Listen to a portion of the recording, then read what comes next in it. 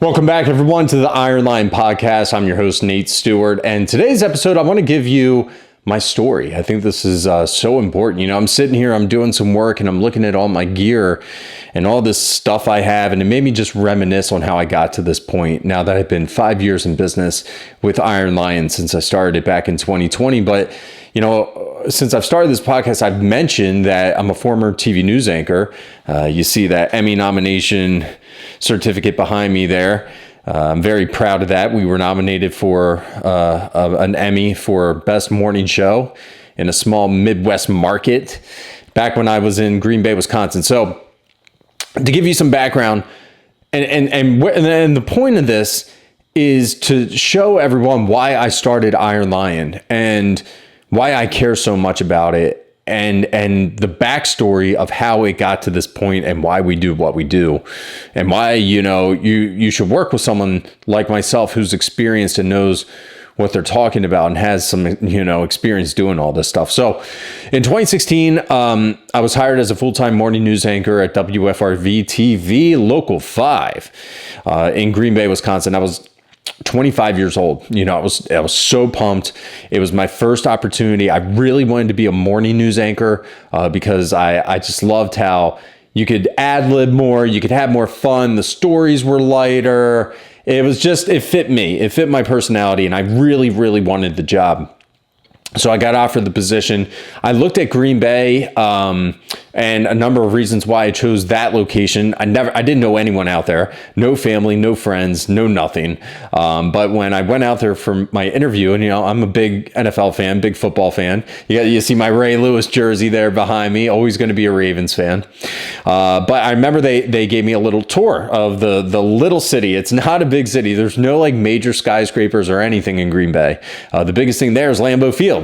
So they took me by there. I'm seeing the Vince Lombardi statue and the big trophy they have out front. And I'm like, okay, this place is really freaking cool. And just the culture and the people there, I knew it was a really good fit. So I took the job and loved it. I went out there by myself. I was still with my girlfriend at the time, Brianna, and she supported everything. She eventually came out there and got a good job at the Children's Hospital right by my work, actually, right up the road. So it all worked out. We love Green Bay. And the reason, I was obsessed with the news. At that point when I first got hired, I was listening to conservative talk radio every day, every morning on my way to work. I would report the news all day. I had to know what was happening, not only locally, but I had to know what was happening nationally, the stories that we could report on. And then I drive home, listen to it on the way home from work. And then I get home from work and turn on Fox News and watch Fox News all night because I looked at the anchors on Fox and I was like, that's what I'm going to do. It was my true belief that I was going to be a network news anchor. I just knew it was going to happen eventually. And so I became obsessed with the business. I was critiquing other people. I was just trying to get better. I hired an agent at the time who gave me some criticism because I just wanted to move up markets. That was my goal. Go to Green Bay, serve out my contract, and eventually come back home to the East Coast closer to family and in a bigger market. There's some big markets out here. You got Philadelphia, New York, you got Baltimore, where I'm from, DC. There's a lot of good markets out here. And that was the goal. And then eventually work my way up the national ladder, which would have happened, ladies and gentlemen. I'm telling you right now, there's no doubt in my mind that I would have been on a national news platform in some capacity. Maybe not anchoring right away, but reporting it. 100, trust me, when I say 100% guarantee, it would have happened. And the reason I can say that is because I have just so much belief in my work ethic and my drive and my willingness to just do good. Plus, you got to kind of be good on camera. You have to have some sort of personality. You got to be able to turn it on and off and, come across as very serious or lighten it up a little bit. It's so much bullshit, really. It's a lot of acting, in my opinion. Part of the reason why I got out, I just felt like I wasn't my true, authentic self, but it was still a fun job, right? And so with being obsessed with the business itself, I had a really good co-anchor out there. Her name was Brittany Falkers, and we just had a really good relationship. Brittany was like a year or two older than me. But I just thought she was phenomenal.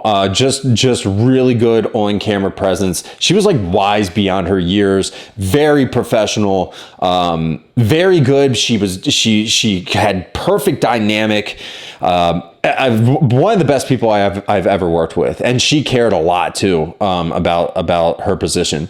And so I just felt out of place being at the desk next to her, but she made me really better. You know, she really made me analyze questions more, go more in depth about stories, and just made me a better anchor. And so I had her by my side, and that was really good. I think that really helped get me more comfortable on the desk at the local level before, you know, I was looking to take that next step.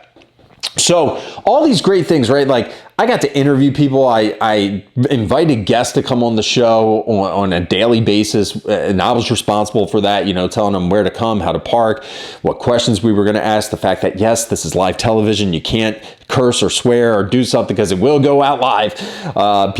Sometimes you have to reiterate that to some people. And just, you know, I would take the interview after the show. I'd clip it. I'd put together a web article for it. And then I was also the station's Hometown Heroes reporter.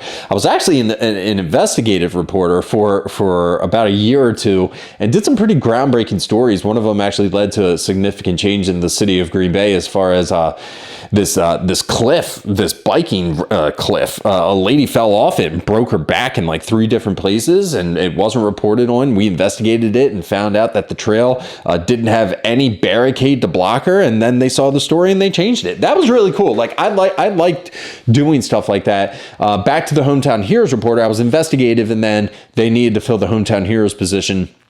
And I had time on my hands and I did it. And that position, I talked to a veteran once a week about their service to our country. And I would set up the interview. I'd call them, find out where they were. I would shoot everything on my own, you know, just like this. I'd set up the camera, set up the lights, set up the microphone, get in position, make sure we're ready to go. And then I'd conduct the interview, ask the questions, hear about their story. And look, man, these are veterans from all different eras, all different branches. I talked to guys from World War II, Pearl Harbor survivors, D-Day survivor. I talked to a number of Vietnam veterans battling Agent Orange and PTSD to current day Iraq and Afghanistan veterans. So I got to hear the most ridiculous, crazy stories you've ever heard of and document it. And I cared so much. Again, going back to that level of care, I'm talking to military United States veterans. To me, that is a great responsibility that goes into it to tell their stories the right way, because not only does it matter to you know, serve our vets and honor our vets, but also their families. You know, when I talked to some of these veterans, like I said, that were in World War II and they're in their late 90s, I talked to some vets in their hundreds, like 2 or 3 at least in their hundreds. You know, they're not around right now. This was 5 years ago. They're not around anymore. But what is around is that story, that video proof of the loved one on camera that served their country. And in some cases, maybe got an arm blown off, you know, received a Purple Heart, whatever the case is. Each story was so different, but they have that story. The family has that story. So to me, it was, what if this was someone that I knew? I want to make sure that story is done the right way. And so the level of care I had for my job was immense, man. I just went above and beyond. Like, I got along with everyone. I just cared.